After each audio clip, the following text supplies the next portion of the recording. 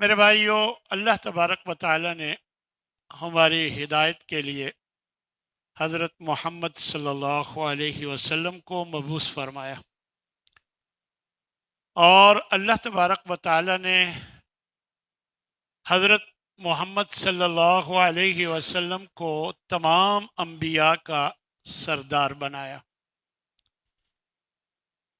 اور اللہ تبارک و تعالی نے آپ کو بہت سی خصوصیات عطا فرمائی۔ ان میں ایک خصوصیت یہ ہے کہ اللہ تبارک و تعالی نے آپ کو آسمانوں پر بلایا اور آپ کو ہم کلامی کا اور اللہ تبارک و تعالی کا قرب حاصل کرنے کا مقام حاصل ہوا۔ خاص طور پر جب کہ یہ عمل، یہ معراج نبی کریم صلی اللہ علیہ وسلم کو جو ہوا، اس سے پہلے کسی نبی کو نہیں ہوا۔ یہ بات اللہ تبارک و تعالی نے، یہ آیہ مبارکہ جو میں نے ابھی تلاوت کی ہے اس میں بیان فرمائی ہے کہ سبحان الذی، پاک ہے وہ ذات، الذی اسری بعبدہ، جو راتوں رات لے گیا اپنے بندے کو، لیلاً، رات کے وقت، من المسجد الحرام، مسجد حرام سے، الی المسجد الاقصی، مسجد اقصی تک لے گیا۔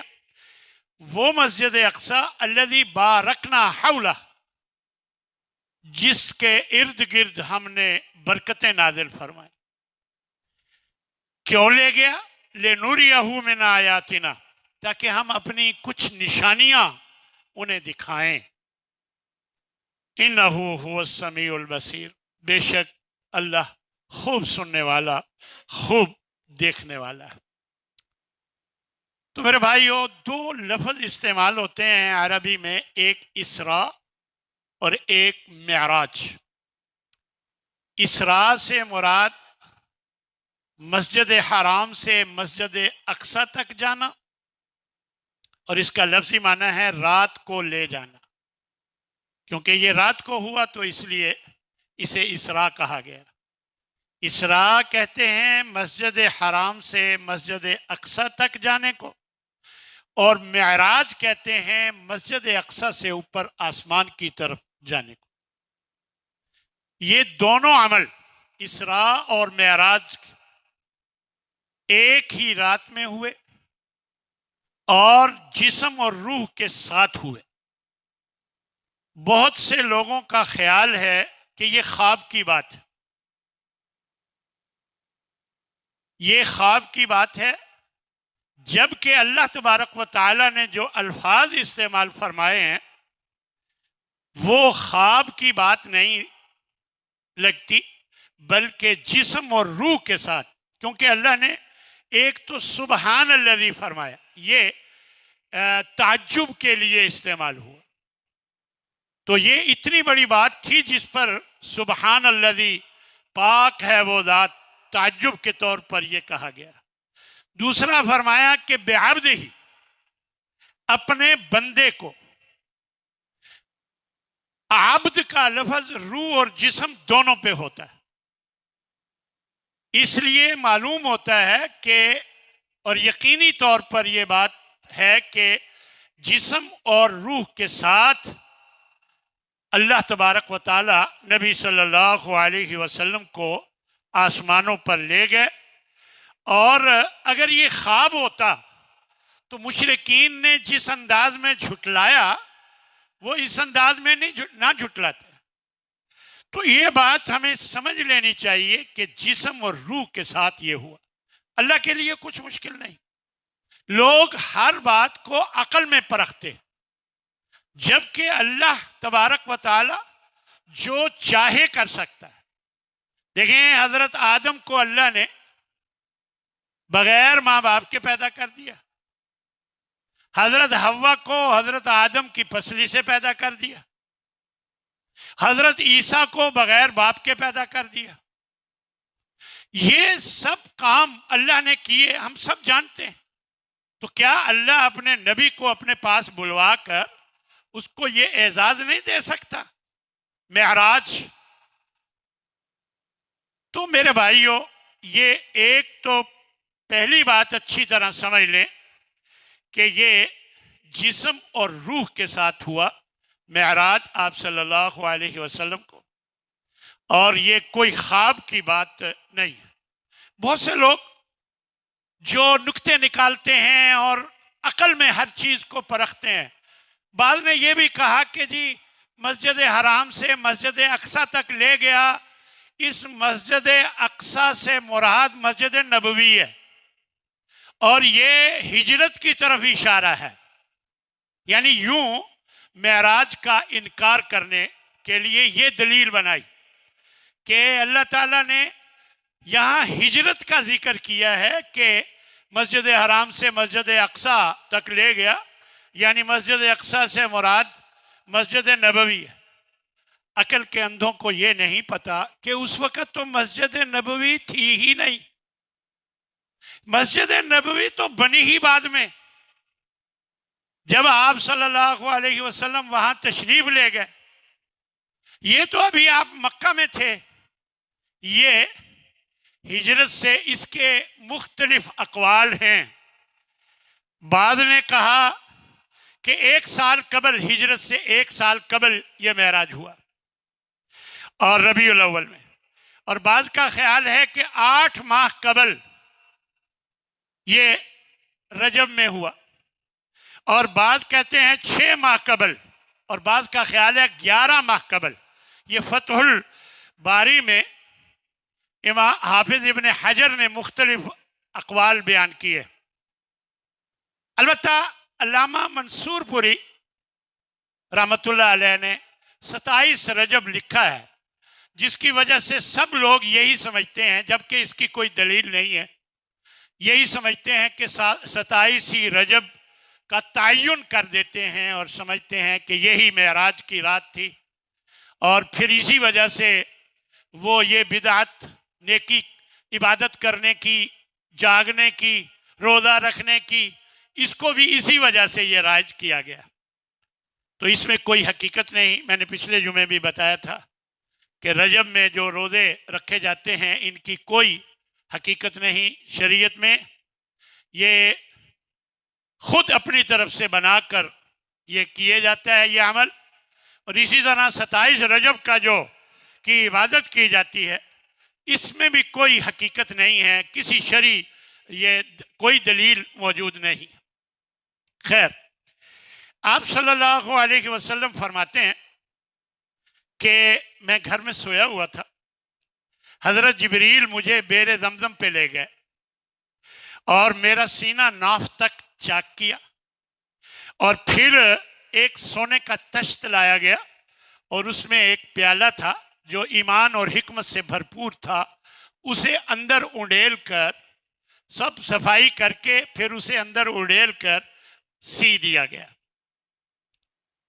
یہ کرنے کے بعد پھر ثم اتیت بدابۃ ابیض، پھر ایک سفید جانور لایا گیا، یعنی سواری سفید رنگ کی، یقال لہ براق، اس کو براق کہا جاتا تھا، فوق الحمار، گدھے سے ذرا بڑی، ودون البغل، اور خچر سے ذرا چھوٹی، یقع خطوتہ، کہ اس کا ایک قدم اقصی طرف ہی، نظر جہاں تک جاتی ہے وہاں تک جاتا تھا، منتہائے نظر تک اس کا ہر قدم جاتا تھا۔ فحملت علیہ، مجھے اس پر سوار کیا گیا۔ جیسے ہی میں سوار ہونے لگا، وہ سواری شوخی کرنے لگی، ہلنے لگی۔ تو بعض روایات میں آتا ہے کہ حضرت جبریل قریب ہو کر کہنے لگے کہ آرام سے آپ کھڑے ہوں، دنیا کی افضل ترین شخصیت آپ پر سوار ہونے والی۔ یہ سنتے ہی وہ سواری کہا جاتا ہے کہ پسینہ پسینہ ہو گئی. فرقبت، آپ فرماتے ہیں میں اس پہ سوار ہوا. ثم اتیت بیت المقدس، پھر میں بیت المقدس پہنچا. قال فربطته بالحلقة التي يربط به الانبیاء، میں نے اپنے جانور کو وہاں باندھ دیا جہاں سب لوگ باندھتے تھے.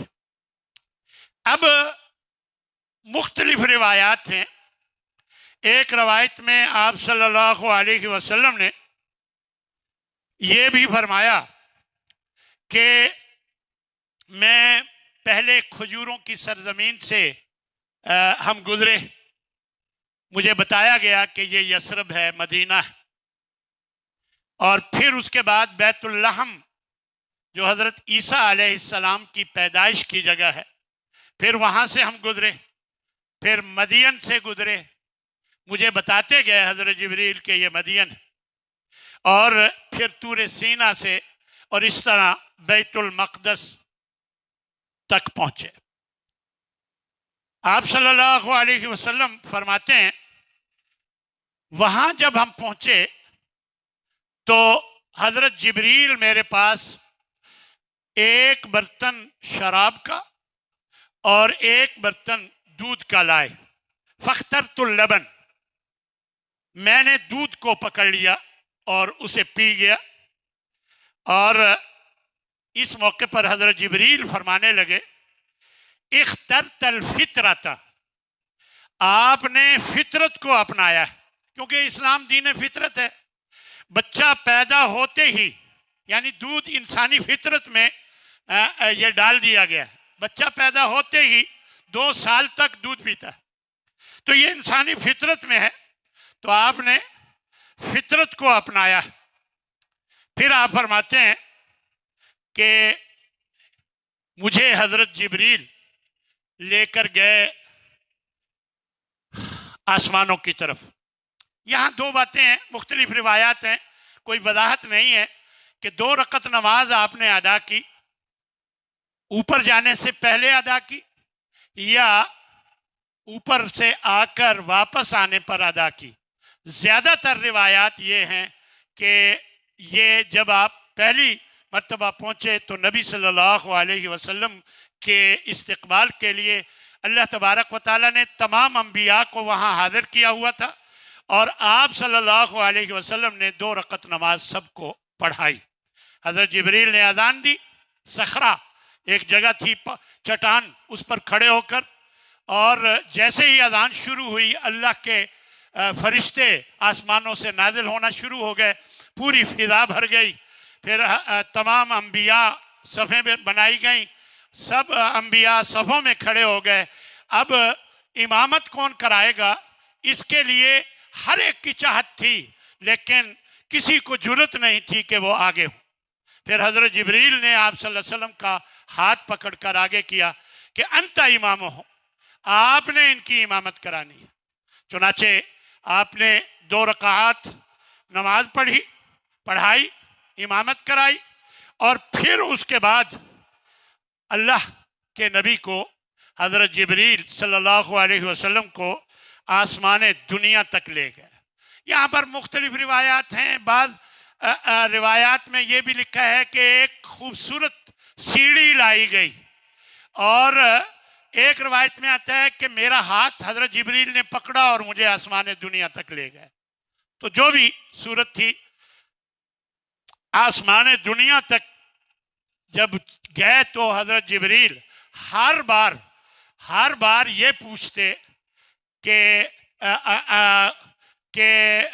دروازہ کھولنے کا کہتے تو پوچھتے کہ کون، تو آپ بتاتے آسمان کا دروازہ. آپ اندر سے آواز آتی کون، تو آپ فرماتے میں جبریل. آپ کے ساتھ کون، حضرت محمد صلی اللہ علیہ وسلم. یہ اللہ کا انتظام ہے کہ اللہ نے ہر آسمان پر دربان رکھے ہوئے ہیں حفاظت کے لیے. چنانچہ یہ دروازہ کھولا جاتا آسمان کا، آپ اوپر ہر آسمان پر یہ اجازت لی جاتی اور آپ اوپر جاتے تھے. تو پہلے آسمان پر حضرت آدم علیہ السلام نے آپ کا استقبال کیا. اللہ تعالیٰ نے ہر آسمان پر استقبال کے لیے اپنے انبیاء میں سے کسی نہ کسی کو مقرر فرمایا ہوا تھا. تو حضرت آدم علیہ السلام مرحباً بن نبی الصالح فرمایا کہ اے نیک نبی خوش آمدید، بابن صالح نیک بیٹے، یعنی یہ کہہ کر آپ کا استقبال کیا. پھر دوسرے آسمان پر حضرت عیسیٰ اور حضرت یحییٰ، یہ خالہ داد بھائی ہیں، دونوں خالہ داد بھائی، تو یہ موجود تھے آپ کے استقبال کے لیے. انہوں نے بھی سلام کہا، دعائیہ کلمات کہے.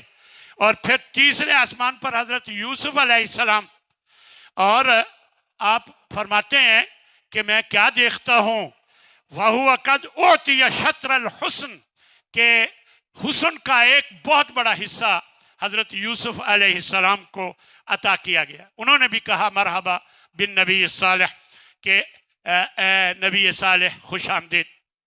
پھر آپ چوتھے آسمان پر حضرت ادریس علیہ السلام کو ملے، انہوں نے بھی مرحبا کہا. اور پانچویں آسمان پر حضرت ہارون علیہ السلام تھے، انہوں نے آپ کا استقبال کیا اور انہوں نے بھی اسی طرح آپ کا استقبال کیا، سلام کہا، مرحبا کہا. اور چھٹے آسمان پر حضرت موسیٰ علیہ السلام آپ کے استقبال کے لیے موجود تھے، انہوں نے بھی سلام کہا. جب میں ان کو سلام کر کے جواب دے کر آگے بڑھا تو حضرت موسیٰ رونے لگے. جب اس کی وجہ پوچھی گئی تو کہنے لگے یا رب ھذا الغلام الذی بعثتہ بعدی، اے میرے رب یہ نوجوان جسے آپ نے میرے بعد بھیجا ہے، یہ یدخل من امتہ الجنت اکثر و افضل مما یدخل من امتی. فرمایا کہ میری امت کی نسبت اس کی امت کے لوگ زیادہ جنت میں جائیں گے. تو مجھے رونا آ رہا ہے کہ میری امت کے لوگ کیوں نہیں انہوں نے میری پیروی کی. تو یہ ان کی امت کے لوگ زیادہ جنت میں جانے والے. تو ساتویں آسمان پر پھر آپ تشریف لے گئے اور وہاں آپ فرماتے ہیں میں نے کیا دیکھا کہ حضرت ابراہیم مسندن ظہرہ الی البیت المعمور، کہ بیت المعمور کے ساتھ ٹیک لگائے حضرت ابراہیم علیہ السلام بیٹھے. انہوں نے بھی میرا استقبال کیا، مجھے مرحبا کہا. اور پھر آپ نے بتایا کہ یہ بیت المعمور یہ وہ گھر ہے، یہ وہ جگہ ہے کہ یدخل کل یوم 70,000 ملک، 70,000 ملک، ہر روز 70,000 فرشتے اس گھر میں بیت المعمور میں داخل ہوتے ہیں اور پھر اللہ کی عبادت کرتے ہیں.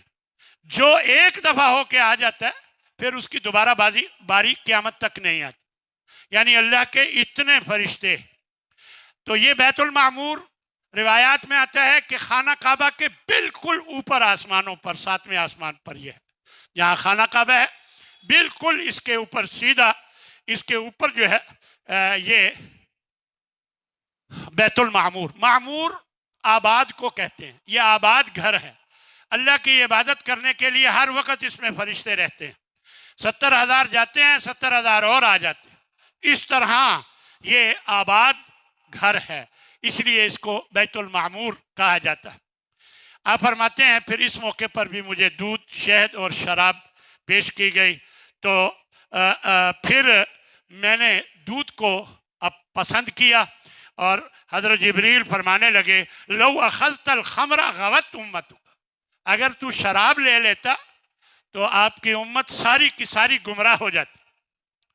پھر وہاں آپ نے منظر ذکر فرمایا کہ وہاں ایک بیری کا درخت ہے، سدرۃ المنتہا، جو کچھ زمین سے اوپر چڑھتا ہے وہیں سے اور جو کچھ نیچے اترتا ہے وہ بھی وہیں سے. تو یہ سدرۃ المنتہا کا ذکر اللہ نے قرآن مجید میں بھی کیا ہے کہ وَلَقَدْ رَآهُ نَزْلَةً أُخْرَى، کہ اللہ نے یہ بتایا کہ نبی صلی اللہ علیہ وسلم نے حضرت جبریل کو اس کی اصل شکل میں دوسری بار دیکھا. ایک بار دیکھا تھا اصل شکل میں جب پہلی وحی لے کر آئے تھے اور وہ گھبرا گئے تھے اصل شکل میں. 600 پر ہیں حضرت جبریل کے، اور جب وہ پھیلاتے ہیں تو پوری فضا میں پھیل جاتے ہیں۔ تو یہاں پر بھی اصل شکل میں حضرت جبریل کو انہوں نے دیکھا، اور یہ عند سدرۃ المنتہا، سدرۃ المنتہا کے پاس، عندہا جنت المأوی اذ یغشی السدرۃ ما یغشی، اور جنت المأوی بھی ادھر ہی ہے، اور پھر جب جو چیز اسے ڈھانپ رہی تھی سدرۃ المنتہا کو، جو چیز بھی وہ ڈھانپ رہی تھی، اور اس کے بارے میں نبی صلی اللہ علیہ وسلم نے بتایا کہ سونے کی تتلیاں اس کے اوپر اڑ رہی تھیں جنہوں نے ان کو ڈھانپا ہوا تھا۔ تو یہ اس کی طرف اشارہ ہے کہ سونے کی تتلیاں وہاں پر اڑ رہی تھیں اس سدرۃ المنتہا کے اوپر۔ خیر، وہاں جنت کی سیر آپ صلی اللہ علیہ وسلم کو کرائی گئی۔ آپ فرماتے ہیں کہ جب میں جنت میں داخل کیا گیا، میں کیا دیکھتا ہوں کہ وہاں موتیوں کے کبے ہیں، اور اس کی جو مٹی ہے وہ کستوری کی مٹی ہے، یعنی خوشبودار۔ پھر آپ فرماتے ہیں ثم عرج بی حتی ظہرت لمستوی اسمع فیہ صریف الاقلام، پھر مجھے اور اونچا اوپر لے جایا گیا، یہاں تک کہ میں کلموں کی سرسراہٹ، یعنی قلم سے لکھے جانے کی سرسراہٹ بھی سن رہا تھا۔ یعنی گویا اس سے اشارہ ہے کہ بالکل اللہ تعالیٰ کے قریب، یعنی مجھے لے جایا گیا۔ حضرت ابن مسعود رضی اللہ تعالیٰ عنہ فرماتے ہیں کہ اس موقع پر 3 چیزیں اللہ تبارک و تعالیٰ نے آپ کو عطا کی۔ ایک 50 نمازیں، 50 نمازیں، اور دوسرا سورہ بقرہ کی آخری 2 آیات۔ باقی سارا قرآن حضرت جبریل نبی صلی اللہ علیہ وسلم پر لے کر اترے اللہ کی طرف سے، لیکن یہ جو 2 آیات ہیں سورہ بقرہ کی آمن الرسول سے آخر تک، یہ جو 2 آیات ہیں یہ اللہ تعالیٰ نے معراج کے موقع پر آپ کو عطا کی ہیں۔ تو تیسری چیز یہ وعدہ کہ آپ کی امت اگر شرک نہ کرے تو میں اسے معاف کر دوں گا، کیونکہ شرک کے بارے میں اٹل فیصلہ ہے کہ ان اللہ لا یغفر ان یشرک بہ ویغفر ما دون ذلک لمن یشاء، کہ اللہ شرک کو ہرگز معاف نہیں فرمائے گا، باقی جس کو چاہے گا معاف کر دے گا، چاہے گا، جس کو چاہے گا معاف، شرک کو چاہے گا ہی نہیں کہ اسے معاف کرے۔ یہ بہت خطرناک بات ہے کہ انسان شرک کا ارتکاب کرے، اس لیے ہمیں قدم پھونک پھونک کے رکھنے چاہیے۔ چھوٹے چھوٹے شرک، چاہے چھوٹا ہو بڑا ہو، ہر قسم کا شرک ہے، اس سے بچنے کی کوشش کرنی چاہیے۔ ایک روایت میں ریاکاری کو شرک اصغر کہا گیا ہے، شرک خفی کہا گیا ہے۔ تو یہ شرک اصغر ریاکاری وہ اس لیے شرک بنتا ہے کہ یہ کام ہونا تھا اللہ کے لیے، ہو رہا ہے اس کے لیے، گویا اس کو اللہ کے برابر کر دیا گیا۔ اس لیے جس کو میں دکھا رہا ہوں، میں اس کے لیے اگر کر رہا ہوں تو یقیناً یہ دکھلاوا ہے، یہ بھی شرک کا ارتکاب۔ اور اس طرح ہمیں ہر قسم کے شرک سے بچنے کی کوشش کرتے رہنا چاہیے۔ تو یہ واقعہ اتنا ہے۔ کچھ نبی صلی اللہ علیہ وسلم کو مناظر دکھائے گئے، مشاہدات۔ وہ مناظر اور مشاہدات میں اب آپ کے سامنے چند منٹوں میں مختصراً رکھوں گا۔ یہ بعض کا خیال ہے آسمانوں پر دکھائے گئے، بعض کا خیال ہے کہ جب آپ جا رہے تھے نیچے یہاں دکھائے گئے۔ اللہ نے یہ دکھائے، احادیث میں آتا ہے، کہاں دکھائے، ہمیں تو اس سے عبرت حاصل کرنا ہے، تو وہ بھی سن لیجئے۔ آپ صلی اللہ علیہ وسلم فرماتے ہیں کہ مجھے ایک محل دکھایا گیا، تو اور بڑا خوبصورت محل مجھے بتایا گیا کہ یہ فرعون کی مشاطہ، کنگا کرنے والی فرعون کی بیٹی کی مشاطہ کا محل ہے۔ پھر آپ صلی اللہ علیہ وسلم نے اس کا واقعہ بتایا کہ اس کے منہ سے ایک دفعہ بسم اللہ نکل گیا، اور تو وہ کہنے لگی اس کی بیٹی فرعون کی، تو میرے ابا کے علاوہ کسی اور کو رب مانتی ہے؟ تو کہنے لگی ہاں، میرا رب اللہ ہے جو تیرے ابا کا بھی رب ہے، تیرا بھی رب ہے، میرا بھی رب ہے۔ خیر، پھر اس نے اسے سزا کے طور پر ایک بہت بڑی دیگ گرم کی اور اس میں تانبے کی دیگ، اور اس کو کہا کہ تو بعد آ جا فرعون نے، وگرنہ میں تمہیں تیرے بچوں سمیت اس میں ڈال دوں۔ تو وہ کہنے لگی کہ نہیں، میں اس سے بعد نہیں آتی۔ چنانچہ اس کا ایک بیٹا اس میں ڈال دیا گیا، دوسرا ڈال دیا گیا، تیسرا ڈال دیا گیا۔ سب سے چھوٹا بیٹا جو اس کی ماں کے گود میں لپٹا ہوا تھا، وہ جب کھینچنے لگے فرعون کے کارندے، تو اس موقع پر اس کے زمین تلے، پاؤں تلے زمین نکل گئی اور آنکھوں کے آگے اندھیرا آ گیا۔ اس موقع پر اس بچے نے بول کر اپنی ماں کو تسلی دی کہ اماں انتی علی حق، اس میری صبر کیجئے، تو حق پر ہے۔ وہ حیران ہوئی کہ میرا دودھ پیتا چھوٹا، بالکل چھوٹا بچہ مجھے بول کے تسلی دے رہا ہے، اسے تسلی آ گئی۔ چنانچہ انہوں نے اسے بھی اور اس کی ماں کو بھی دیگ میں ڈال کے جلا دیا۔ اس نے یہ وعدہ لے لیا تھا کہ میری اور میرے بچوں کی ہڈیاں ایک ہی جگہ پر دفن کرنا۔ تو اس نے کہا کہ تو نے ہماری خدمت کی ہے، لہذا تیری یہ فرمائش پوری کر دیں گے۔ چنانچہ ایسے ہوا۔ اللہ نے اس کے لیے یہ محل تیار کیا ہے، یعنی یہ اللہ کے نبی نے بتایا۔ پھر اس موقع پر 4 بچوں کا ذکر فرمایا، اس موقع پر 4 بچوں کا ذکر فرمایا کہ جو بچپن میں بولے تھے۔ ایک حضرت عیسیٰ علیہ السلام، اور ایک حضرت یوسف کے لیے، اور ایک حضرت جریج، ایک بزرگ گزرے ہیں، اور ان کی صفائی میں ایک بچہ بولا تھا۔ تو یہ بچے جو بولے 4، ان کا نبی صلی اللہ علیہ وسلم نے اس موقع پر ذکر کیا۔ پھر چند مناظر نبی صلی اللہ علیہ وسلم نے بتائے کہ کچھ لوگ ہیں فصل کاٹتے ہیں، جیسے ہی کٹتی ہے پھر ہو جاتی ہے، پھر کاٹتے ہیں پھر۔ تو پوچھا یہ کون لوگ ہیں؟ فرمایا یہ مجاہدین ہیں جو قیامت تک ان کے اجر میں اسی طرح اضافہ ہوتا رہے گا۔ پھر کچھ لوگ تھے ان کا سر پتھروں سے کچلا جا رہا تھا، جیسے ہی کچلا جاتا ہے پھر ٹھیک ہو جاتا ہے، پھر کچلا جاتا ہے۔ پوچھا یہ کون لوگ ہیں؟ فرمایا یہ بے نماز، ان کے نماز کے وقت سر بھاری ہو جاتے تھے، تو یہ اب قیامت تک اسی طرح ان کے ساتھ ہوتا رہے گا۔ پھر کچھ لوگوں کو دیکھا کہ وہ کانٹے دار جھاڑیاں کھا رہے ہیں، جہنم کے انگارے کھا رہے ہیں۔ بتایا گیا کہ یہ زکوٰۃ نہ دینے والے لوگ۔ پھر آپ صلی اللہ علیہ وسلم کو دکھایا گیا کہ کچھ لوگ ہیں ان کے آگے صاف ستھرا گوشت موجود ہے، لیکن وہ گندا بدبودار سڑا ہوا گوشت کھا رہے ہیں۔ وہ پوچھا یہ کون لوگ ہیں؟ تو بتایا گیا کہ یہ آپ کی امت کے زانی مرد ہیں اور عورتیں ہیں جو حلال کو چھوڑ کر حرام کی طرف جاتے تھے۔ اور پھر آپ نے دیکھا کہ کچھ لوگ ہیں ان کے منہ سیاہ اور ہونٹ سوجے ہوئے اور منہ سے پیپ نکل رہی ہے۔ تو پوچھا گیا یہ کون ہیں؟ تو بتایا گیا یہ شراب پینے والے لوگ ہیں۔ پھر آپ نے دیکھا کہ کچھ لوگ ہیں ان کی شکلیں سور جیسی ہیں، منہ سور کی طرح ہیں، ان کی زبانیں پشت کی طرف سے کھینچی جا رہی ہیں۔ تو پوچھا گیا یہ کون ہیں؟ بتایا گیا کہ یہ جھوٹی گواہی دینے والے لوگ۔ پھر آپ صلی اللہ علیہ وسلم فرماتے ہیں میں نے دیکھا کہ کچھ لوگ ہیں جن کے کالے رنگ ہیں، سینے پہ آگ کے تبک رکھے ہوئے ہیں۔ پوچھا یہ کون لوگ ہیں؟ بتایا گیا کہ یہ گانا گنگنانے والے لوگ ہیں، ہر وقت ان کے زبان پر گانا ہی چلتا رہتا تھا۔ اور پھر آپ صلی اللہ علیہ وسلم فرماتے ہیں میں نے دیکھا کہ کچھ لوگ ہیں انہیں جلایا جاتا ہے، جل کر راکھ ہو جاتے ہیں، پھر ٹھیک ہو جاتے ہیں، پھر جلایا جاتا ہے۔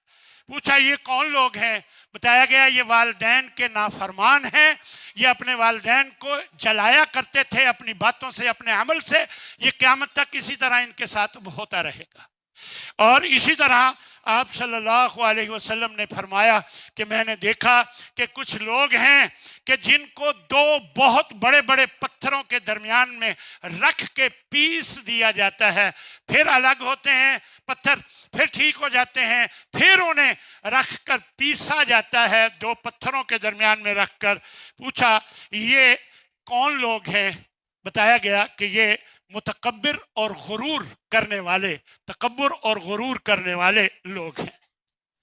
پھر آپ صلی اللہ علیہ وسلم فرماتے ہیں کہ میں نے कुछ लोगों को देखा कि आग की कैंचियों से उनके होंठ काटे जा रहे हैं। मैंने पूछा कि ये कौन लोग हैं, तो आपने हजरत जिब्रील ने बताया कि ये बेअमल खतीब और मुबल्लिग हैं, जो लोगों को खुतबे देते थे, लोगों को अच्छी तरफ दावत देते थे और खुद बुराइयों में लगे रहते थे। ये बेअमल खतीब और मुबल्लिग तबलीग करने वाले। फिर आप सल्लल्लाहु अलैहि वसल्लम फरमाते हैं कि कुछ लोगों को मैंने देखा कि उनके तांबे के नाखून हैं, वो अपना चेहरा और अपना सीना नोचते हैं। पूछा ये कौन लोग हैं, आपको बताया गया कि ये गीबत करने वाले लोग हैं। ये मैंने चंद मनाजिर ऐसे जल्दी जल्दी में आपको बता दिए ताकि आपके कानों में एक दफ़ा निकल जाए, आप इसे सुन लें तो आप याद रखें और अपनी इस्लाह कर सकें। अल्लाह मुझे भी और आप सबको इसकी इस्लाह करने की तौफीक अता फरमाए। आप सल्लल्लाहु अलैहि वसल्लम फरमाते हैं, जब मैं इब्राहीम अलैहिस्सलाम को मिला तो उन्होंने मुझे एक बात कही कि या मोहम्मद सल्लल्लाहु अलैहि वसल्लम इकरा उम्मतका मिन्नी सलाम, अपनी उम्मत को मेरा सलाम कहना और उनसे वाखबिरहुम, और उन्हें बताना कि अन्नल जन्नत तय्यबतुत तुरबा, कि जन्नत की जो मट्टी है बड़ी खूबसूरत और बड़ी पाक, बड़ी साफ सुथरी, व अज़बतुल मा, और जन्नत का पानी बहुत मीठा है, लेकिन व अन्नहा की आन, शट्टी अल मैदान है जन्नत, गिरासोहा, जो उसकी शजरकारी है, सुबहान अल्लाह वल्हम्दुलिल्लाह वला इलाहा इल्लल्लाह वल्लाहु अकबर, यानी ये उसकी शजरकारी है। आप जैसे ही सुबहान अल्लाह वल्हम्दुलिल्लाह, अल्लाह दरख्त लगाता जाता है, आपके बागात तैयार होते जाते हैं वहाँ, ला इलाहा इल्लल्लाह यानी अल्लाहु अकबर, जैसे जैसे आप पढ़ते जाते हैं तो आपके बागात वहाँ जन्नत में तैयार होते जाते हैं। ये पैगाम दिया। अब नबी सल्लल्लाहु अलैहि वसल्लम जब वापस आ गए, एक तरफ अलग थलग होकर बैठ गए, जरा परेशान थे कि मैं अपनी कौम को अब कैसे बताऊं, बताना तो है। बैठे हुए थे परेशान हालत में, इधर अबू जहल आ गया, कहने लगा फिर कोई नई बात है। आपने फरमाया हाँ जी, अल्लाह ने मुझे रात को बैतुल मक़दस की सैर करवाई है, आसमानों की सैर कराई है। वो हंस कर कहने लगा अच्छा, लोगों को बुलाया, कहने लगा इधर आओ नई बात सुनो। तो हजरत अबू बकर सिद्दीक रजी अल्लाह ताला अन्हु से भी कहा गया, तो वो फरमाने लगे कि अगर मेरे नबी ने फरमाया है तो बिल्कुल सही है। असल में उस वक़्त सोचा नहीं जा सकता था, ना रॉकेट थे ना तैयारे थे, इस तरह सोचा भी नहीं जा सकता था। खैर कुछ लोग कहने लगे अच्छा तू सादिक और अमीन तो है, लेकिन हम नहीं मानते, हम कुछ पूछते हैं आपसे, बताएं। फिर कहने लगे अच्छा बता कि मस्जिद अक्सा, जिन लोगों ने मस्जिद अक्सा को देखा हुआ था वो कहने लगे अच्छा बता मस्जिद अक्सा के कितने दरवाजे, कितनी खिड़कियां हैं, उसके रोशनदान कितने हैं। आप ईमानदारी से बताएं, किसी आप शादी घर में जाएं, आप दावत खाकर आ जाएं और कोई कहे आपसे, आप कहें जी मैं दावत खाकर आया हूँ फलां मुगल आजम में, तो वो कहें जी अच्छा सच बताओ फिर उसकी खिड़कियां कितनी है, उसके बल्ब कितने हैं, तो आप बल्ब थोड़ी गिनने गए थे। तो जब ये पूछा तो आप सल्लल्लाहु अलैहि वसल्लम फरमा रहे हैं कि मुझे कुछ याद था, कुछ भूल रहा था, मुझे समझ नहीं आ रही थी।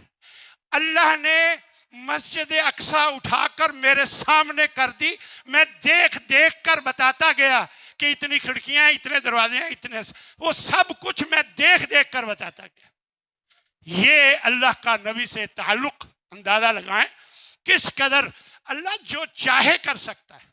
अपने नबी को सच्चा बताना था ना, तो अल्लाह ने वो उठाकर आपके सामने कर दी और आप देख देख कर बताते गए। और इस तरह आप सल्लल्लाहु अलैहि वसल्लम से मजीद पूछा गया कि जी आप कोई निशानी बताएं। आपने फिर 2 निशानियां बताई। जब मैं वापस आ रहा था तो एक काफिला था, उनका ऊँट गुम हो गया था, तो मैंने उन्हें बताया, क्योंकि मैं तो तेज तेज आ रहा था, कि आपका फलां इलाके में मैं देख के आया हूँ ऊँट है। तो دوسری نشانی یہ بتائی کہ ایک قافلے والے سوئے ہوئے تھے تو ان کا ایک برتن اس میں تھوڑا سا پانی تھا، تو میں نے وہ سارا پانی پی لیا، ڈھکنا جو تھا جیسے پہلے اوپر تھا میں نے ویسے اوپر دے دیا۔ تو یہ دو نشانیاں بتائی۔ جب ان لوگوں سے پوچھا گیا تو انہوں نے واقعی کہا کہ واقعی ہمارا اونٹ گم ہوا تھا، ہمیں ایک شخص نے بتایا تو ہمیں وہاں سے مل گیا۔ اور دوسرے لوگوں نے کہا واقعی ہمارا پانی ختم تھا اور ہم حیران تھے کہ کوئی جانور اگر پیتا، ہم میں سے کسی نے نہیں پیا تھا، اور کوئی جانور پیتا تو اوپر ڈھکنا دوبارہ نہ رکھتا۔ تو یہ دونوں باتیں سچ ثابت ہوئی۔ اور پھر کچھ لوگ کہنے لگے کہ لگتے تو سچے ہیں، صحیح کہہ رہے ہیں جو کہہ رہے ہیں۔ تو میرے بھائیوں، دراصل اللہ نے اپنے نبی کو اوپر بلایا، اس کی وجہ جو بیان کی نا وہ یہی ہے، لِنُرِيَهُ مِنْ آیاتنا، تاکہ ہم کچھ نشانیاں دکھائیں۔ اور وہ نشانیاں کیا تھیں؟ یہ جو میں نے واقعات، مشاہدات، مناظر آپ کو بتائے، اس کا مقصد یہ ہے کہ قوم کو، اپنی امت کو جا کر بتائیں گے، لوگ اپنی سن کر اصلاح کریں گے۔ اللہ ہمیں اصلاح کرنے کی توفیق عطا فرمائے۔ میں نے انتہائی اختصار کے ساتھ یہ واقعہ سارا بیان کیا ہے۔ اللہ تبارک و تعالی ہمیں نبی صلی اللہ علیہ وسلم کے نقش قدم پر چلنے کی توفیق عطا فرمائے۔ اللہ ہمیں دین پر چلنا ہمارے لیے آسان بنا دے۔ اللہ تبارک و تعالی ہماری اولادوں کو نیک صالح نمازی ماں باپ کا فرما بردار بنائے۔ اللہ ہم سب کو صحیح دین پر عمل کرنے والا بنا دے۔ ربنا آتنا فی الدنیا حسنہ وفی الآخرۃ حسنہ وقنا عذاب النار۔ وآخر دعوانا ان الحمد للہ رب العالمین۔